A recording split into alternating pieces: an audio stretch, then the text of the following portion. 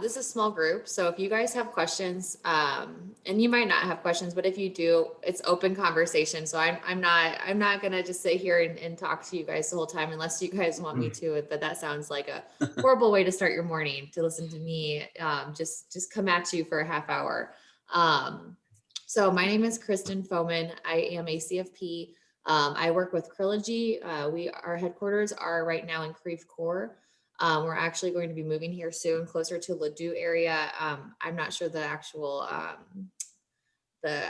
address yet, since no one's going into the office because COVID, right?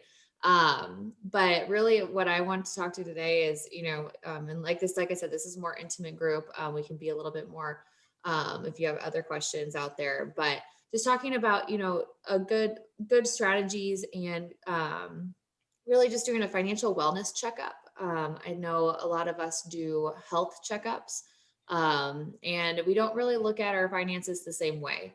A lot of times I see people who haven't looked or had a second look or anything like that in the last 10, 15, 20 years. They've had an advisor that they've worked with. But it's always good to just get, here's the basics, here's where I'm at. And really going from there and looking at, what could I be doing? Maybe there's some things that I'm not already doing, that I should be doing. So with that, really, when I look at a financial plan, just basic components that we look at, it's budgeting, estate planning, insurance planning, investments, tax planning, charitable planning. If you own a business, some business planning as well. And I find that a lot of people have, I have this professional over here, this professional over here, and no one's really talking and communicating, which I think I can't do my job unless I have a team of people surrounding my client, making sure that everything that we do is part of the plan. So, if you are going to go buy a house, or you're going to go start a new business, or you just had a kid, right? There are things that we have to put in place, and the team needs to be really involved to make sure that everybody's working together. Because let's say you bought a house and you want to do some sort of beneficiary deed on it where it transfers to someone, or a trust, or your children or your spouse, whatever that looks like. You want to make sure that, everything is updated as life events occur.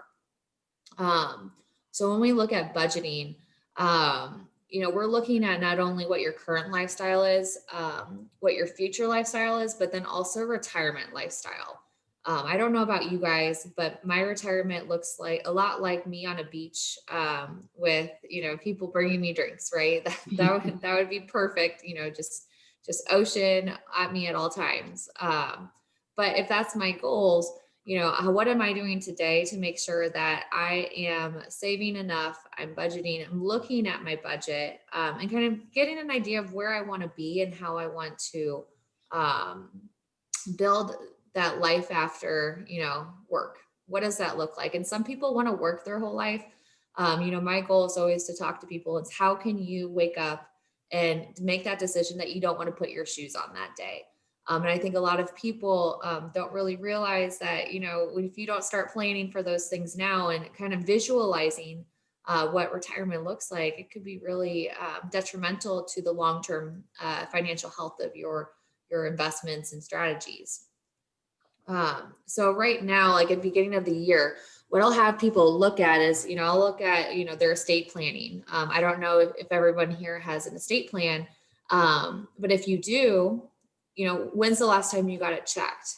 I have clients who come to me and say, hey, Kristin, I have a estate plan. We're fine. We're covered.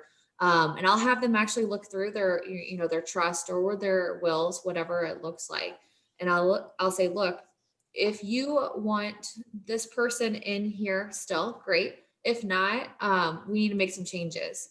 So I had someone who wanted to write something off of their trust. They wanted to take someone out. They actually didn't know who the people were who were going to take care of their minor children anymore. They had lost touch. It had been 20 years. And then the laws have changed. So getting your estate plan done is a great kind of new year, new start, really just refresher, making sure that everyone there is, where you want it to be and who you want to receive any kind of part of your estate, really. I'd also say right now with COVID and kind of at the forefront of our minds, you want to make sure you have the power of attorney and healthcare directive set up. Because if you were to go and become incapacitated, or you get in a car accident yesterday, right? It didn't happen, so it's not bad luck. That you have things in place so that someone can be paying your bills. You already have your medical wishes covered, and then you are, feeling more comfortable in those moments of, fear, and a lot of, bad things can happen. And if you're prepared for them, you're going to feel a lot better about it, and your family. So when we look at everything, part of the plan with investments, I'd say the first or the next 5 years, if you are closing in on retirement, the first 5 years of retirement and the 5 years leading up to retirement are probably the most important, because what you do and what the markets do can really dictate how retirement could look like for years. So it's kind of this fragile balance of making sure everything's working together and not against each other. So you want to make sure, what's your asset allocation currently?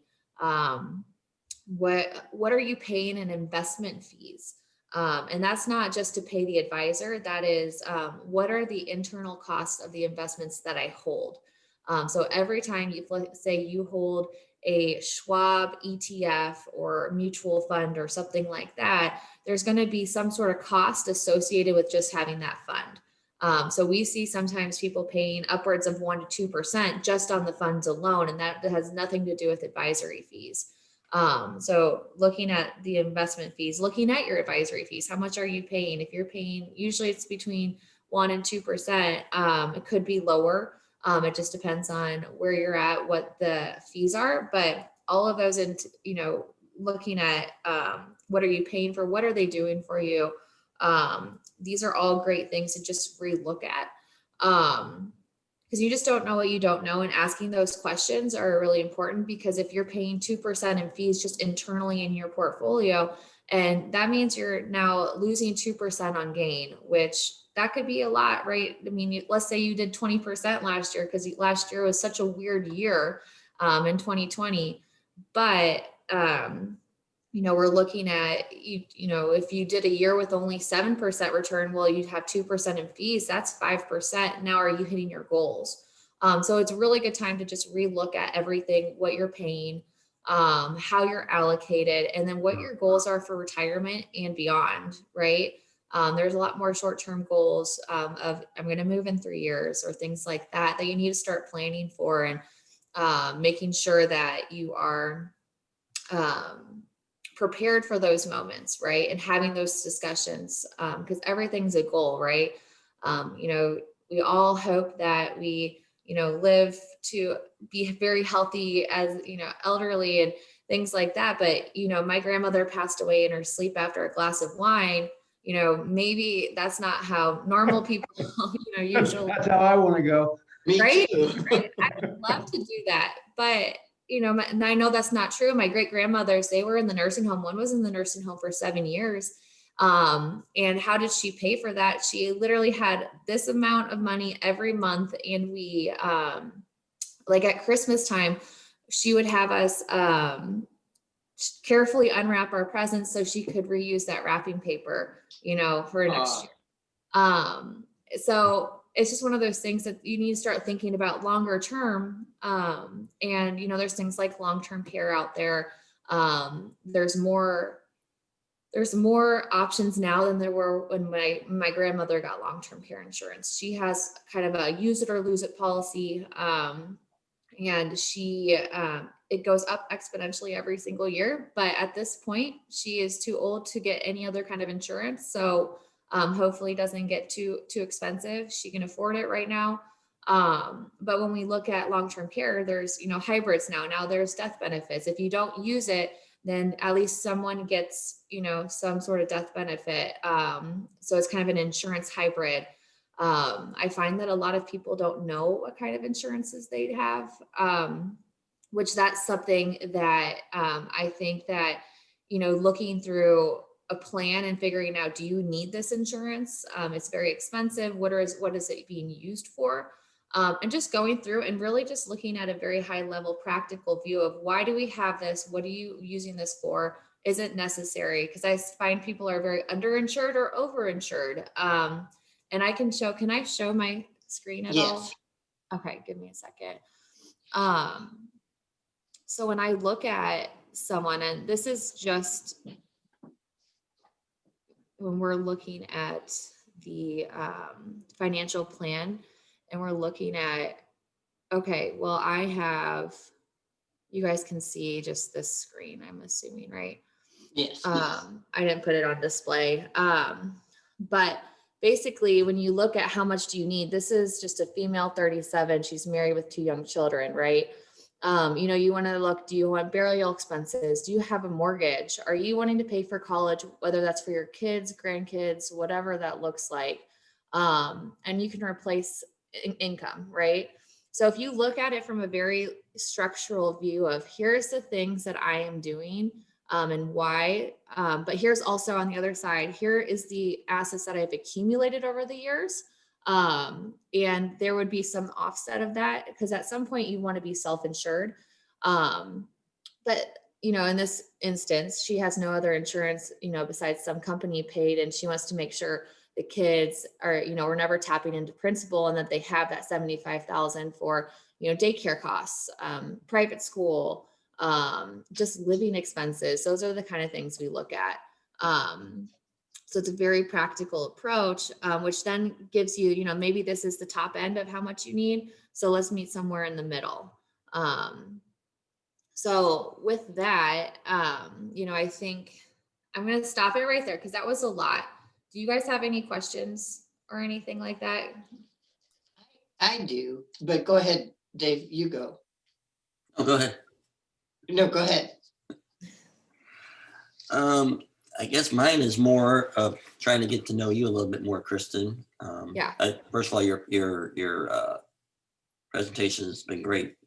But I always try to meet as many or meet new financial advisors or wealth managers, as many as I can, because I'm looking for referral opportunities back to you.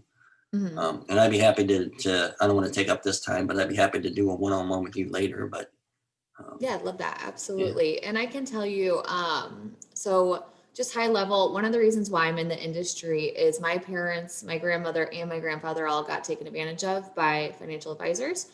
So a lot of times they would just, kind of high level, they would have a call, get sold an investment and then never hear from them again. Which ethically you should hear from, your clients, but they had advisors who had suitability, which had to be right for them at the time of sale. And then 2 years, 10 years, 20 years down the line, legally, they never had to call them back. So you have, people who are just selling somebody something and then never talking to them again, which, I'm in the registered investment advisor space. I'm a fiduciary for my clients and I legally have to act in their best interest at all times. They're a client or I could get sued. Right. And I just don't want the kind of things that happen to my family to happen to anyone else, as long as I can help it. I want to help people and not just sell them something. Cause I think that there's something to be said about having a relationship and getting to know someone and building this plan, right? Like I love planning, I love numbers, and helping them get to their goals, whatever those are. that's good. I love the passion of why you got started. Thank you. I appreciate that. But yeah, we can connect after this. Absolutely. Yeah. Thank you. Kristin, I know that if I were your age versus my age, can you tell me when you're doing the overall health check, financial check, when you're your age, what's the first thing to look for? And when you're my age, what's the 1st thing to look for? Well, when you're my age, I'd say, depending on what your life circumstances are, there's going to be needs and priorities, and usually like it's just creating the foundation, right? A lot of people don't know what vehicle that they should put their money in. Should I be saving into my 401k? Should I, I have a company match, and you're like, at least do the match because that's free money, right? But starting to create this foundation that can be very strong, once you get to your age, Lisa.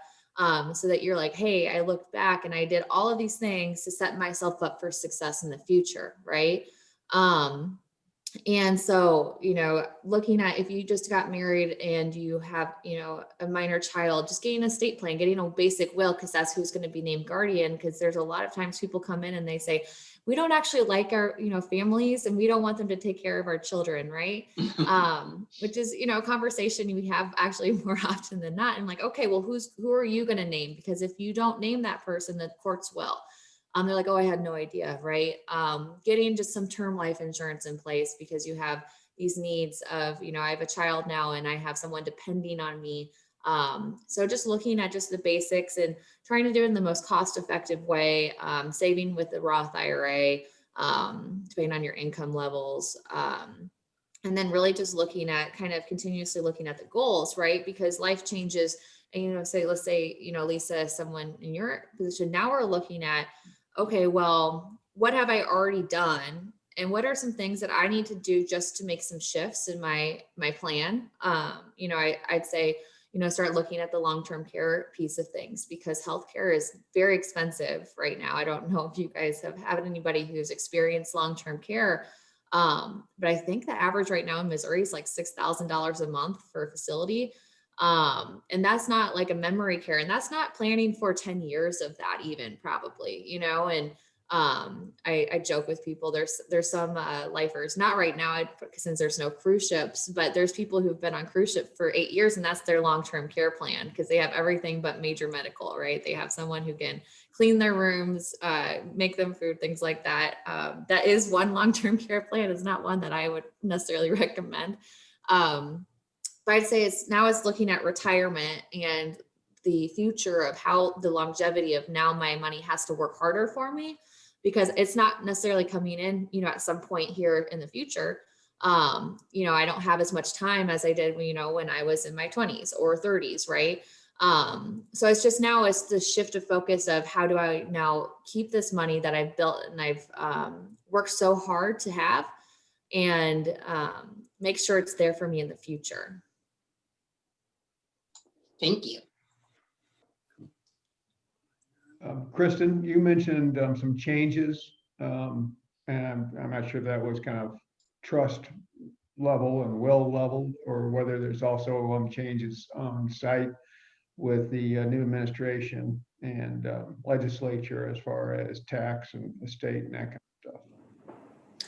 So talking about the trust changes, things like that. There's so much speculation right now. I mean, we can go on the website and say, here's his initiatives, things that he wants to do. But until we can, I think that the number one thing that they're looking at, and you're talking about from the new administration change and how that's going to change like your estate plans and your tax planning, investments, things like that. Yep, all of it. Yeah. There's very well could go down, right now, the exemption is at 11 and it could go down to 3.5. And now there's planning techniques that you need to start doing. If that does, is the case that, I have more money, $3.5 million, I'm going to pass it down depending on what your plan is, that you need to talk with your estate plan attorney. You need to have your financial advisor be in the conversation, and your insurance, whoever, if you have your financial planner does your insurance or someone else. Because now if you're at those levels, you might have more planning to do. You might have to create an ILET. I'm not giving any sort of, I'm not giving advice. My compliance officer would make sure I want to say this, because I'm not an attorney, but there's now options that, you want your team to start talking about your specific situation, to make sure that you are covered just in case, right? Because we don't know how we can only plan for, kind of the current environment and assume what's going on in the future environment. But I think there's going to be big changes, but I don't think, especially during a pandemic, they're going to make these huge widespread changes right off the bat. They might wait a little bit, I think, because, there is still a lot of financial hardships out there. And then increasing taxes, things like that. They might not want to do it right off the bat, but it's coming. They've said it's coming. But it just depends on the situation. And if there's tax saving strategies that you can do, which there's a lot of different ones depending on everyone's situation. It's different. There's no cookie cutter. So I wish I could give you more information. And I know we're going to know a lot more, gosh, in the next 8 days. But for now, it's all speculation. And I don't want to say, sit here and say that, it's going to be like this. All I can sit here and say is make sure that you're working with your professionals as a team to make sure that you're covered on all sides of your plan, because you would just hate to have something happen and you're no longer able to, do XYZ, whatever that is for you specifically. So Kristen, the general feeling out there in your industry is that estate taxes will go up, meaning the amount that you can pass on will go down. And also probably the tax rates, the annual tax rates will go up. Mm-hmm. And he said it was for people who are making 400,000 or more. So, a lot of people will not feel that. That's what he's, kind of put out there and laid out there, and more corporate taxes, could increase. I think that, like I said, it's all speculation, but we assume, kind of given what he's put out there, that, you will see some of these things happen, but will they? I don't know. Because they have to go through, and you have to have that, we have, in the Senate and Congress, we have, the Democrats have the majority, right? But is there people who could potentially be swayed one way or the other to pass something? I mean, there's already someone who was like, hey, we wanted to do the $2,000, stimulus right away, but I don't support it unless we have more restrictions on it. And that's from a Democrat side. It's a more conservative Democrat, right? So there's just so many unknowns right now, and that's the hard part. But, having, like I said, your professionals kind of following it for you and helping you, guide you through that moment, I think is probably where I would stick with my advice for right now, since it's all speculation. I don't want, like I said, don't want to give you wrong, and my compliance officer would not like that.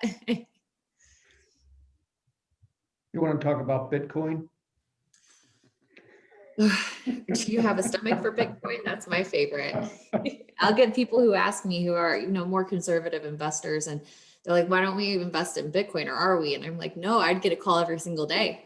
I mean, it just dropped crazy amount. And there's investments that, I met with someone who, they had an it's like a cryptocurrency fund. And the first time I met with them, they were down negative 80%.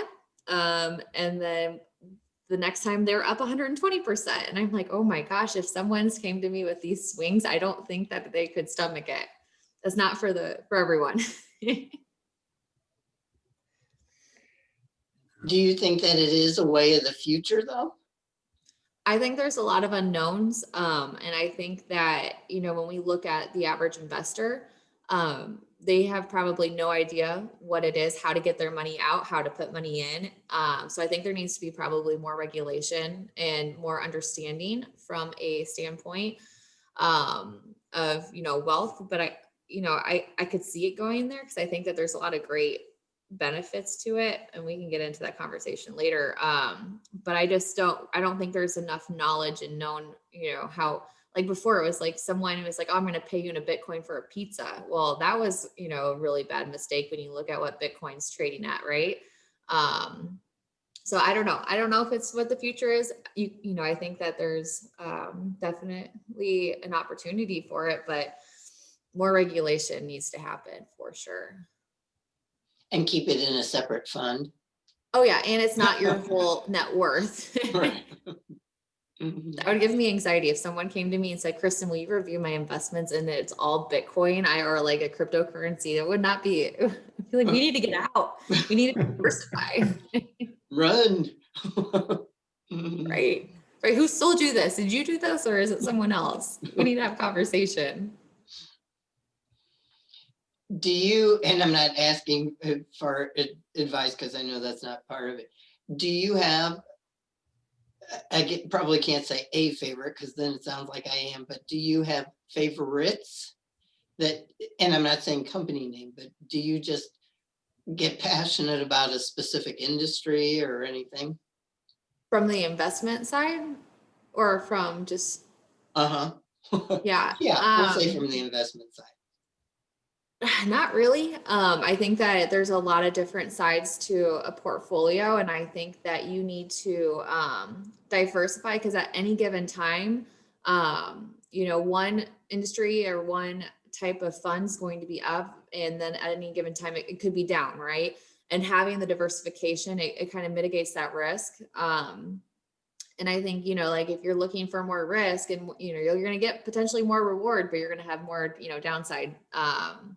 So, I guess that all just depends on your your tolerance for risk. So I don't have a favorite. We do have funds that are, not correlated to the market. One of my favorite is one that it's basically a biodical settlement company where it's not for everyone. It's kind of morbid, but they have basically they buy insurance from someone who, let's say, has from a doctor 2 years left to live, and they have a doctor's, written notice. They bought their insurance. They say, let's say you have $1 million policy. We're going to give you 600 of that now. And then, when you pass, we'll continue to pay the premiums. We get, that $1 million back. Right. And there's just no way to predict someone's death. So for me, from an investment standpoint, it's like the most non-correlated to anything in the markets. But it's been, like I said, it's not for everyone. It's kind of morbid, but that's one of my, favorite from an investment standpoint. I don't want people to die. I'm going to put that out there. But it's just, it's a unique vehicle that actually does help people who, I don't need this for my heirs, but I need this now because I want to live my life. And that's one of my favorite companies right now. Similar to a reverse mortgage, which you see advertised all the time. So. Yep. And I think that just so with reverse mortgages, that's good for very, very small amount of people that I've seen. And so I would want to make sure, like, if you do see a reverse mortgage, someone talking about that, making sure that they understand what really that is. Cause like I said, it's not for everyone, but a lot of things are not for everyone, right? It depends on who they are in their plan.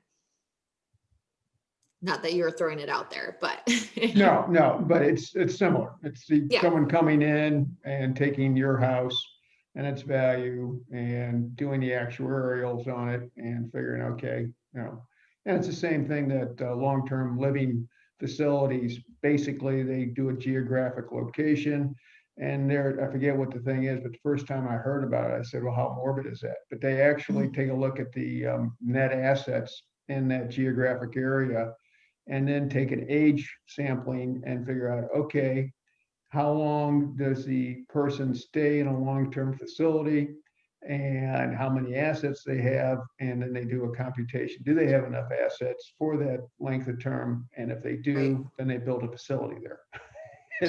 It's all math. Oh yeah. Yeah. Well, and that's why you see them popping up a lot, especially, I think in Richmond Heights just had a new one just by Brentwood. I just think you're seeing those pop up in a lot of these areas that they normally would have not been in, 10 years ago, 5 years ago, even. It's interesting. Yeah. Almost like Walgreens or McDonald's, every corner. Exactly. Yeah. It's Long-term all care facility on every corner. Yeah. Anybody else have any questions for Kristin? Yeah, Kristin, I got a question. You mentioned a little bit about long-term care. When do you think it makes sense for somebody to start looking into long-term care and or, getting it? I understand the products out there, the use it or lose it, or the more asset-based type products. So just more along the age and when you should start looking at that. It depends on people's life situation. I have people who are in their 40s who start looking at it. It's a lot less expensive at that point, just because they have more time to grow the assets depending on what they get. But I'd say definitely between the ages of 50 and 60, even like 55, I think would be a really good age to, get it. The sooner the better, because every year that you wait with any insurance, the more expensive it would get. Right. Okay. Thank you. this is kind of maybe a goofy question and not one that you can really answer. I have a 2.5-year-old great niece. Mhm. If she were to come to you, obviously she can't talk that well, but if she were to come to you and say, are there areas, you said diversification. Are there areas that as a 2.5-year-old versus, again, I'm going to do the comparison age-wise because we want to, that you like for her versus for me? I would say, I mean, you can diversify through, stocks, equity positions. I'd say for someone who has, 50 years or more until they retire, you can be more aggressive, you can have more risk. You see like 529 accounts, for example, putting money in there, and, the younger they are, the more aggressive it is. So the more equity exposure they have or stock exposure. And then as they approach, college age, right? This is education now, it becomes more bonds and fixed income. And so I think that that's kind of still like the life cycle of, someone, right? The younger you are, the more aggressive you can be because you have more time to make back up, whatever losses could happen in the market, right? But the closer you are, you need to start preserving it. So I think that it's more of an asset mix, and you can be more aggressive and then, be more conservative. You want to be more conservative to an extent. In general, the older you get and closing in on retirement and kind of that next chapter of your life, because now you want it to just kick off income without you going into the principal. Excellent. Thank you. Kristin, quick question on paid up life insurance for great nieces or grandchildren. Are you seeing that or promoting that, or think that's a good option? I personally, I like, for younger generations, doing maybe a 529 account for education, or doing a UTMA account, where at 21 they would receive the funds. I personally don't write a lot of children's insurance or anything like that. So for me, it's more so the tangible, I have this account set aside for, these reasons, and doing more of an investment account versus an insurance policy. Thank you. And I want to thank you for doing this morning too. Yeah, no, thank you for having me. I really appreciate the opportunity to talk, because you never know. Hopefully you guys learned one thing today. And there was one thing you could take away. Absolutely. I know that you and David had talked about getting together. Do you want to share how they can reach you? Do you have a slide? I don't, but I can put my information in the chat real fast if that works. Sure. Perfect.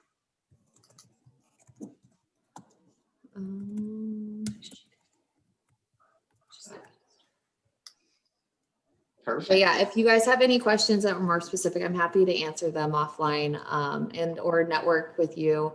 I always like meeting new people, so love to connect. All right. Are you on LinkedIn? Yes, I am on LinkedIn as well. Make the connection. Don't you just love LinkedIn? It is.